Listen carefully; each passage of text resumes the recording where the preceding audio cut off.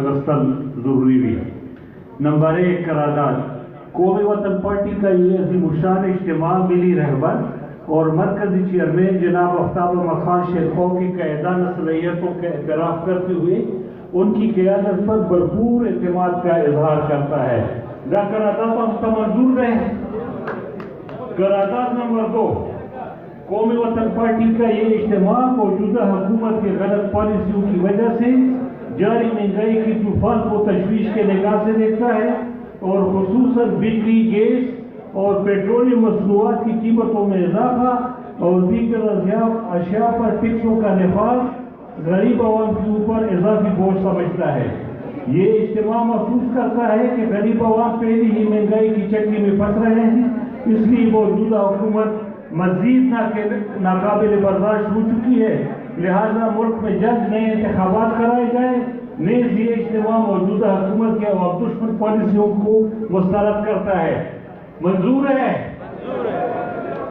करारदाद number 3 कौमी वतन party का ये इज्तिमा फाटा के खैबर पख्तूनख्वा में इंज़माम के बाद फाटा इस्लाहात को अमली जामा पहनाने और वहाँ की पासबंदगी और महरूमी को नजरअंदाज करने को तशवीश की निगाह से देखता है। इज्तिमा महसूस करता है कि मरकजी और सूबाई हुकूमतें फाटा इस्लाहात में सुस्तरवी और गैर संजीदगी का मुजाहरा कर रही है, जिसकी वजह से वहाँ के अवाम में सख्त बेचैनी, मायूसी और महरूमी पाई जा रही है।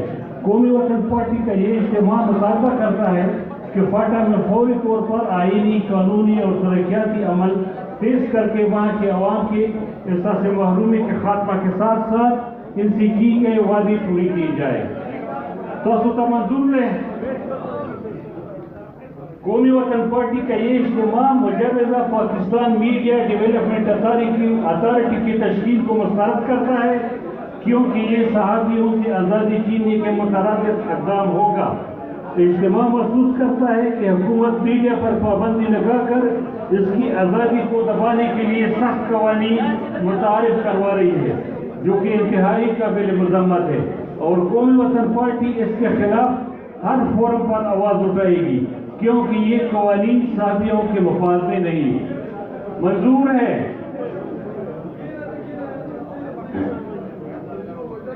कौमी वतन पार्टी की नवी योम तासीस का एलानिया। कौमी वतन पार्टी अपने नवी योम तासीस के मौके पर यह अहद करती है कि पार्टी मुल्क में छोटी कौमियतों और महरूम तबकों के हुकूक के उसूल की मिशन को यकीनी बनाने के लिए तमाम जमहूरी, कौमी, कौमपरस्त, वतनदोस्त और तरक्की पसंद कुव्वतों के साथ साथ तमाम पख्तूनों को एक प्लेटफार्म पर जमा करके अपनी जद्दोजहद जारी रखेगी और इस रास्ते में आने वाली हर मुश्किल का मुकाबला करेगी। पाकिस्तान को एक हकीकी, वफाकी, जमहूरी और फलाही रियासत बनाने के लिए पार्टी नई इमरानी माहिदे के लिए अपनी कोशिश पेश करेगी और जदीद नेशनलिज्म, जदीद कौमपरस्ती के उसूलों के तहत मजलूम कौमियतों और महरूम तबकों के हुकूक का हुसूल मुमकिन बनाएगी। ये एक वफाकी रियासत इस वक्त तरक्की करती है जब इसमें बसने वाले तमाम इकाइयों को तरक्की की अक़साम मौके मुयसर हों, मगर इस उसूल के बरक्स हमारे मुल्क में आईनी ज़मानतों के बावजूद ऐसा नहीं हो सका। बिलखुसूस पख्तून कौम गुज़श्ता कई दहाइयों से हालत जंग में है, जिसकी वजह से यहाँ का इंफ्रास्ट्रक्चर, सरमायाकारी, तरक्की और अमल मजबूत होकर रह गई। मिले रहबर के मुतालबे के बावजूद दहशतगर्दी की वजह से शुहदा और जख्मियों और उनके खानदानों की फलाह व बहबूद के लिए कोई ट्रस्ट भी न बनाया जा सके। आज हमारा मुल्क तारीख के एक नाजुक दोराहे पर खड़ा है और अफगानिस्तान की हालिया तब्दीली से पाकिस्तानी रियासत को मजीद मुश्किलात दरपेश हैं। बिन-अक़वामी मंजरनामे में नुमायां तब्दीलियाँ रूनुमा हो रही है और इस हकीकत से अमाहंग होकर मुल्क के दाखिली और खारिजा पॉलिसी तरतीब देने की अशद ज़रूरी है। मुल्क में जल्दी इंतखाबात के जरिए कंट्रोल डेमोक्रेसी का निज़ाम नाफिज कर दिया गया है। हालांकि एक शुदा अमर है कि जब तक मुल्क में जमहूरियत और जमहूरी इदारे मुस्तहकम नहीं होंगे, इस वक्त तक मुल्क की हकीकत तरक्की याफ्ता बनाने की सोच मुमकिन नहीं। लिहाजा ज़रूरत इस अमर की है कि मुल्क के तमाम इदारे अपने अपने ज़रिए अख्तियार में रहकर مثبت کردار ادا کرتے رہے. اس طرح ملک کی موجودہ خارجہ پالیسی کا بھی تفصیلی جائزہ لے کر ملکی مفادات کو مد نظر رکھتے ہوئے اثار نو خارجہ پالیسی ترتیب دینے کی ضرورت ہے، جس میں تمام ہمسایہ ملکوں کے ساتھ بہتر تعلقات کو ترجیح دی جائے تاکہ جنگی جنون کی فضا کو اقتصادی اور تجارتی ماحول میں تبدیل کیا جا سکے. ایسا کرنے سے بد اعتمادی اور تنوع پر مبنی تعلقات کی بجائے خطے میں امن، ترقی اور خوشحالی کے ماحول کو فروغ دیا جائے گا.